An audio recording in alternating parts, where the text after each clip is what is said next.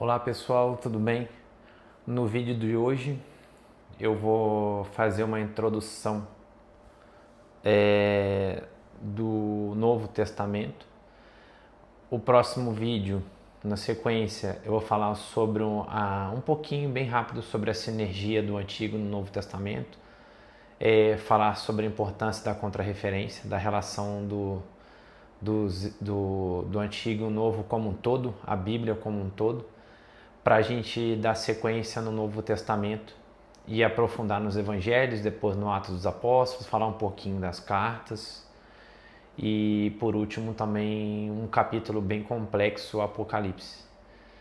E mais para frente voltar um pouquinho no Antigo Testamento de novo, falar um pouco sobre os profetas, principalmente do profeta Daniel, tocando na questão do falar sobre o Apocalipse, né?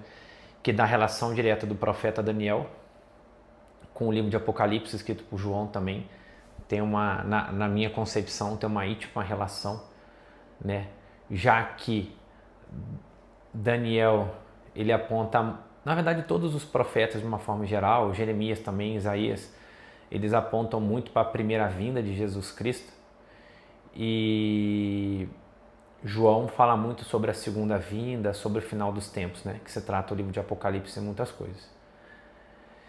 Então, na verdade, o Novo Testamento ele é composto por 27 livros, sendo que são os 4 evangelhos, tá? Os 3 sinóticos, que é Lucas, Marcos e Mateus. Sinótico, o significado de sinótico em grego, na verdade, quer dizer que é para ser entendido junto, de forma conjunta. A abordagem de João é um pouco diferente, tá? O Atos dos Apóstolos também, tá? É muito importante, vou falar também separadamente também. As 21 cartas e o livro de Apocalipse, né? E, na verdade, o livro de Apocalipse é a questão do estudo da escatologia também, de escatos, na verdade, questão do futuro, aquela coisa toda, né? Em grego, na verdade. E a importância do Evangelho simbolizando a nova aliança, que é a aliança definitiva com Jesus Cristo. E lembrando que Deus fez alianças no Antigo Testamento, né? Só recapitulando, a primeira foi com Noé, na verdade, desculpa, com Adão, que foi a adâmica, a primeira, depois a noélica, depois Abraão, depois davídica, e a definitiva com Jesus Cristo, que é o Novo Testamento, tá?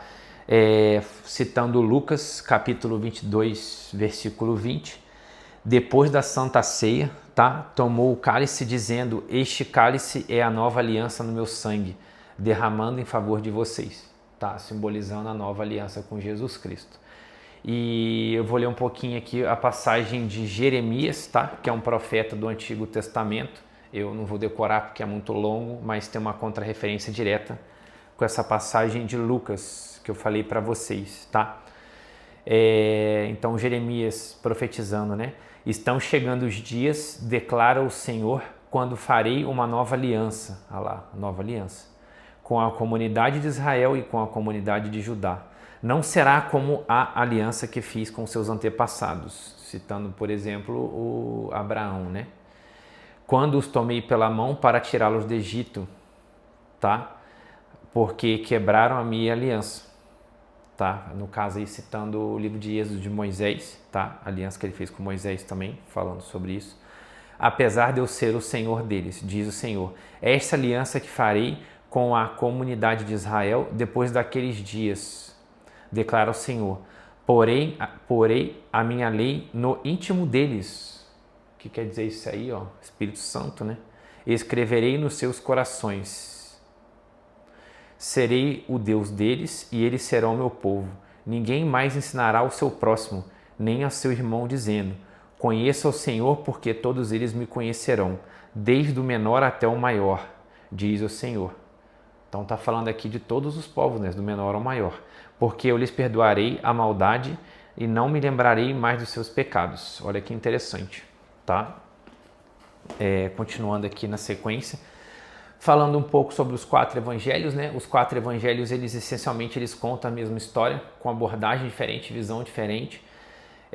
Jesus ministrando em diversas regiões de Israel, ensinando e fazendo milagres, conquista de seguidores e cria inimigos, especialmente dentre os religiosos judaicos. Lembra que eu falei no outro vídeo sobre os judeus e falo um pouquinho sobre os saduceus, sobre os partidos políticos dos judeus, né? E a oposição leva à sua morte por crucificação em Jerusalém pelas autoridades romanas, após ressuscita dentre os mortos. Os 4 relatos, né?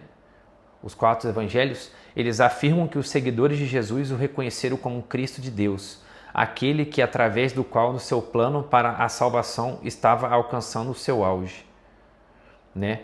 E uma observação aqui que não tão relevante que eu anotei, que eles falam que provavelmente Marcos foi o primeiro a ser escrito.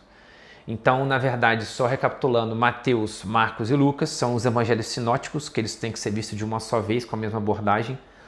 Dado muito interessante que eu anotei aqui também, que eu queria compartilhar com vocês também, aqui ó, sobreposição dos evangelhos. Olha que interessante, 91% de Marcos é encontrado em Mateus, 53% de Marcos é encontrado em Lucas. Mateus e Lucas têm passagens em comum que não são encontradas em Marcos, só para informação mesmo, né?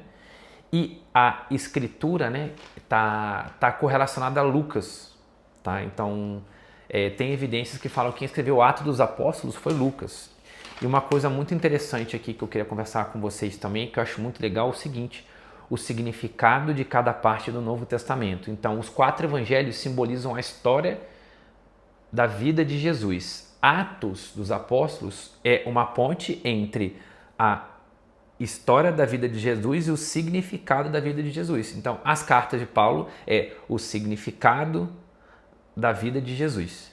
Então, só falar um pouquinho de Atos, o livro dos Atos conta a história da expansão inicial da igreja de 120 discípulos reunidos no dia de Pentecostes em Jerusalém, a inúmeros cristãos espalhados por todo o Mediterrâneo, incluindo o grande centro do mundo, Roma. Então, só recapitulando, falando um pouquinho sobre a questão do grego, porque o Novo Testamento foi escrito em grego, porque naquela região do Mediterrâneo se falava o koiné grego, que koiné quer dizer comum, que é um grego menos complexo, tá?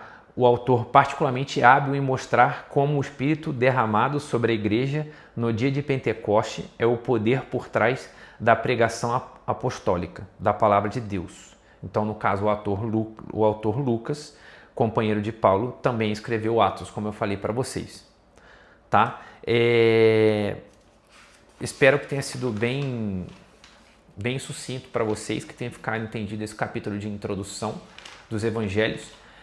Vou fazer um outro vídeo sobre a sinergia, né, do Novo e do Antigo Testamento, para a gente ter aquele raciocínio macro como um todo, entender a Bíblia como um todo e não só ler separado, ter um bloco na cabeça como do Novo e do Antigo Testamento ou só ler o Novo Testamento.